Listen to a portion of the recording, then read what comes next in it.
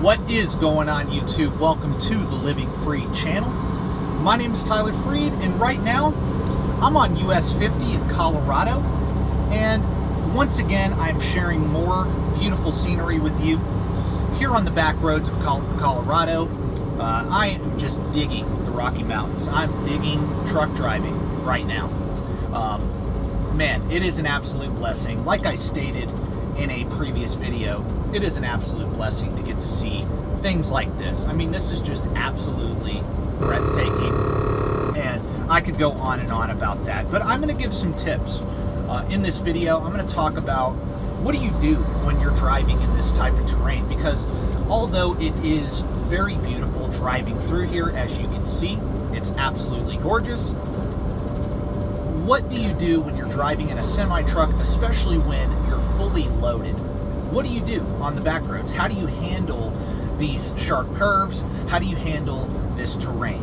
And I'm going to give a few tips, simple tips, and then, yeah, that's pretty much it, and just sit back and enjoy the ride. So, pretty much, what do you do? Okay, number one, the curves are probably the most dangerous thing. The curves and not being able to see around the curves. So what do I mean by that? Well, when you're hitting the curves, if you see a sign like you just did back there where it says 40-mile-an-hour curve, if you have a fully loaded trailer in a semi-truck, say your load is over 30,000 pounds, you really need to be hitting these curves at about 5 miles per hour under, and that is the bare maximum you want to go. Sometimes you want to hit those curves really about 10 miles an hour under, depending on the load. Say you were hauling like beer or paper rolls, really tall paper rolls. Well, I would hit that curve 10 miles an hour under, no doubt about it. No questions asked. You just take your time. When you're on back roads, no matter what, whether you're in flatland back roads, and especially when you're on these rocky mountain terrains. If you're out in the back roads in West Virginia, Pennsylvania, same thing. They can be really tight as well. But when you're out here in the Colorado Rockies, as I've noticed, you just have to take things slow. It's very simple.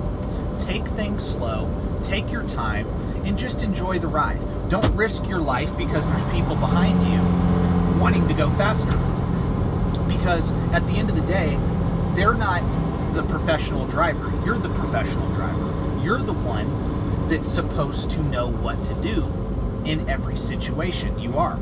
And almost every trucking school, at least at least what I know of every trucking school, they teach, hey, you hit curves 5 miles an hour under at least, right? And the reason is because those curve signs, those are for cars.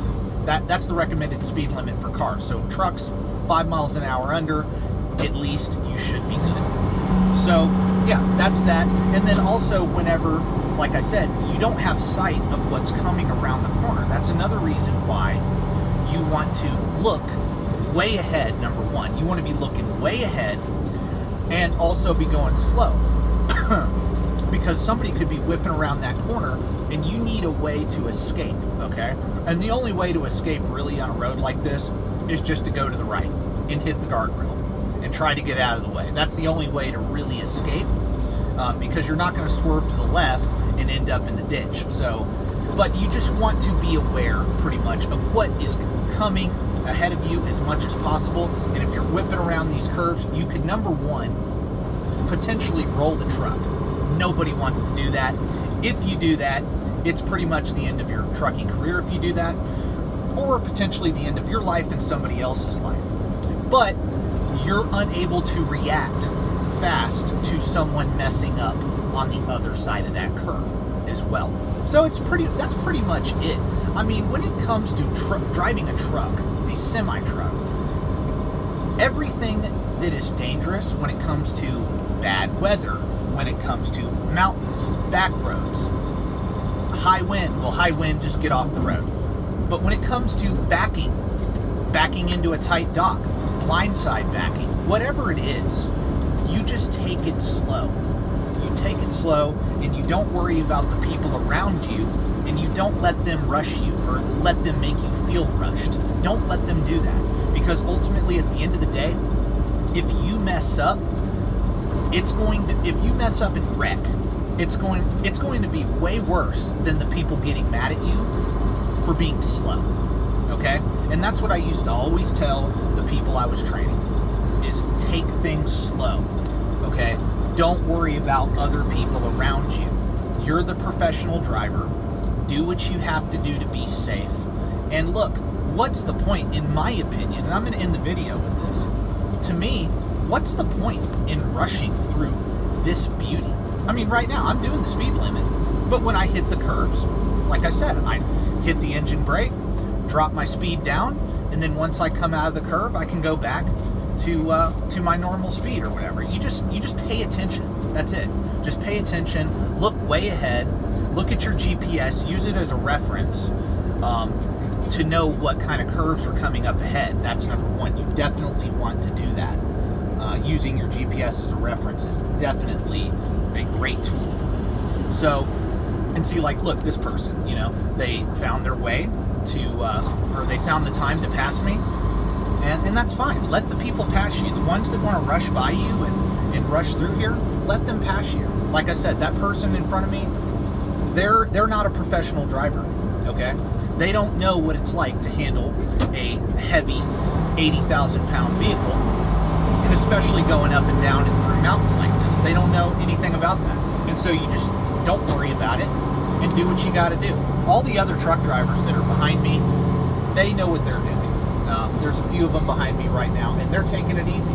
So that's pretty much it for this video, though. I'm just, like I said, I'm having a great time truck driving. As you can see, look at this absolute gorgeous view. But I figured I'd make another video going through the Colorado Rockies, and this video is pretty much how not to die, how not to get in a wreck when you're driving through this absolutely beautiful but dangerous terrain. I got told by an older truck driver before I started, he said, look, the most beautiful parts of the country are the most dangerous parts of the country to drive in. So, but the way I look at it is like, yeah, that's true. They are the most dangerous parts to drive. But since they're so beautiful, why not just slow it down and take in the beauty? That's the way I look at it. Is, yeah, is it better? Do you make better miles, honestly, whenever you're out on an open highway, running in the Midwest or whatever? Absolutely, you do. But it would really suck if I missed out on getting the opportunity to see what I'm seeing now in this video. And I stated that in a previous video, man. I'm just, like I said, I love nature. I love being out in it. And getting to see this part of the country it's unbelievable, guys. It's unbelievable. I can't really explain it, but I'm trying my best to in these videos. So there you go. There's a couple tips on how to handle the back roads, and also just my admiration for Colorado and my admiration for the West in general. So yeah, that's pretty much it. I really appreciate everybody for watching this video, and I would appreciate it if you would check out some more of the other videos that are going to pop up at the end of this one. Also, go follow me on Instagram. The link to that is in the description below. Go follow me. I'll follow you back. And make sure you have a blessed day. I hope that you have a blessed day. And thank you for watching my video. And yeah, that's pretty much it. Peace out.